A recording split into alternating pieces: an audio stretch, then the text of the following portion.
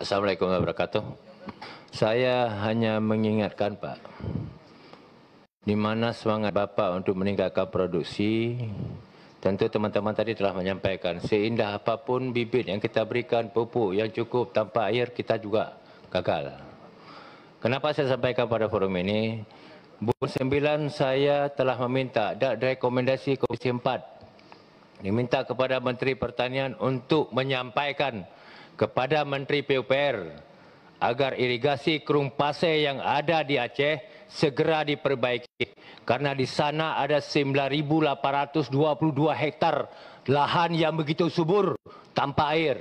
Agar tidak kalang kabut kita masalah beras seperti hari ini.